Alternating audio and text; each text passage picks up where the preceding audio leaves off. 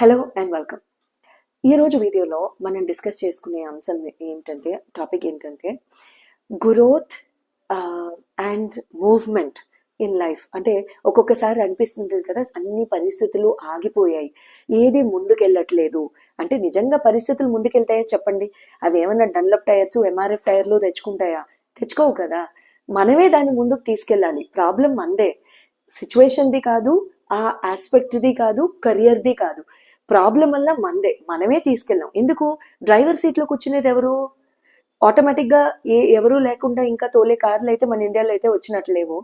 So నాకు తెలిసి ఎట్టి పరిస్థితుల్లో మనమే బండి సీట్లో కూర్చుని మనమే తోలుకోవాలి. కాబట్టి ఆ డ్రైవర్తోనే ప్రాబ్లం. సో ఆ డ్రైవర్ బ్రెయిన్కి కొంచెం స్క్రూ తిప్పేసామంటే బండి ముందుకెళ్తుంది. ఆ స్క్రూ ఎలా తిప్పాలో మనం ఈ టాపిక్లో చూద్దాం. సో గ్రోత్ అనేది మన బిజినెస్లో కానివ్వండి, ఎంప్లాయ్మెంట్లో కానివ్వండి, ఆపర్చునిటీస్లో కానివ్వండి. మన బిజినెస్లో చూడండి, మనదేం పెద్ద పెద్ద బిజినెస్ కాదండి, చిన్నదండి అని చెప్తూ ఉంటారు మీరు నా కాల్స్లో. నాకు బాధ వేస్తుంది. అలా వద్దు. ఎందుకు? పెద్దది చిన్నది ఏం ఉండదండి.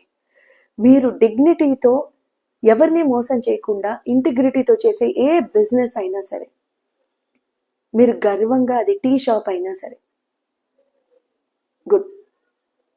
మన ఏది లేకుండా నలుగురిని ముంచేసే బిజినెస్ చేస్తున్నామంటే ఓ పెద్ద మెహల్ పెట్టేసేసి 10 రోజుల తర్వాత నలుగురు చూస్తారు కూలిపోవడం. రైట్? గుడ్. సో గ్రోత్ అనేది మనకి ఎడ్యుకేషన్లో కానివ్వండి, బిజినెస్లో కానివ్వండి, ఎంప్లాయ్మెంట్ ఆపర్చునిటీస్లో కానివ్వండి, ఎక్కడైనా సరే మనకి రావట్లేదు అని అనుకున్నప్పుడు మీకు ఒక సింపుల్ రెమెడీ చెప్తాను. ఒక్కొక్కసారి అంటే దీనికి 2 క్యాచెస్ ఉంటాయి. ఒక way of looking at it ఏంటంటే, one way of looking at it is మీ దశల్లో ఎవరున్నారు, మీకు ఏం దశలు జరుగుతున్నాయి, అవన్నీ కూడా మీరు ఒకవేళ ఇటీవల ఎవరితో అయినా చెప్పించుకున్నట్లయితే చాలా సంతోషం. మంచిగా మీరు కన్సల్టేషన్ తీసుకుని చేసుకోండి. లేదు మీరు ఎవరితో చెప్పించుకున్నట్లయితే, మీకు ఒకవేళ కన్సల్టేషన్ కావాలంటే మీరు కింద డిస్ప్లే చేస్తున్న నంబర్స్కి మీరు ఒకసారి కాల్ చేయండి, కన్సల్టేషన్ ఇవ్వబడుతుంది.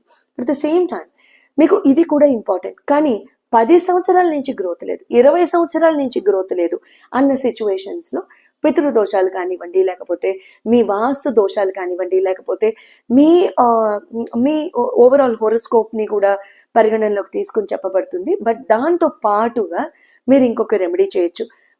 బుధవారం కానివ్వండి, సోమవారం కానివ్వండి, శనివారం కానివ్వండి, సోమవారం, బుధవారం, శనివారము మీరు శుక్లపక్షము, జాగ్రత్తగా వినండి, శుక్లపక్షము అంటే అమావాస్య నుంచి పౌర్ణమికి వెళ్ళే రోజులు.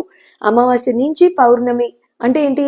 అమావాస్య నుంచి పౌర్ణమికి చంద్రుడు పెరుగుతూ వెళ్తారు కదా, దాన్ని శుక్లపక్షం అంటాం. ఆ టైంలో మీరు రావి చెట్టు, పీపల్ ట్రీ, పీపల్ కా పేడ్ అంటాం హిందీలో. సో రావి చెట్టుని ఎక్కడో ఒక చోట గుడిలో మీరు నాటండి. వేర్లు అందుకుని చెట్టు ఎదుగుదల ఎప్పుడైతే మీకు స్టార్ట్ అయిపోతుందో ఆ పర్టిక్యులర్ టెంపుల్లో, అన్నాను కదా అని ప్రతిరోజు వెళ్ళి చూసి కెమెరాలో ఫోటోలు తీసి బిఫోర్ అండ్ ఆఫ్టర్ పెట్టుకోకండి. అంతలాగా స్క్రూటినీ చేయొద్దు. 1 నెల 2 నెలల్లో చక్కగా రావి చెట్టు అందుకుంటుంది. మీ గ్రోత్ అయినప్పుడు ఆ చెట్టుకి వెళ్ళి నమస్కారం చేసుకుని చక్కగా పూజ చేసుకోండి. ఎంతో చక్కగా గ్రోత్ అవ్వడానికి మీరే వెళ్ళి ప్రతిరోజు వాటర్ పోయింది. కానీ జాగ్రత్త, ఎప్పుడు కూడా రావి చెట్టు నాటుతున్నప్పుడు సంధ్య తర్వాత నాటకూడదు. అంటే సాయంత్రం సంధ్య తర్వాత ఎప్పుడు కూడా నాటకూడదు. ఆదివారం నాడు నాటకూడదు. అండ్ అంటే కృష్ణపక్షంలో నాటకూడదు, శుక్లపక్షంలో మాత్రమే నాటాలి. అంటే అమావాస్య నుంచి పౌర్ణమి వరకు. అప్పుడు మీకు ఆటోమేటిక్గా గ్రోత్ అనేది మొదలవుతుంది. And at the same time మీ హారోస్కోప్ని కూడా ఎంతో చక్కగా పరిశీలింపు చేసుకోండి. All the very best. Good luck.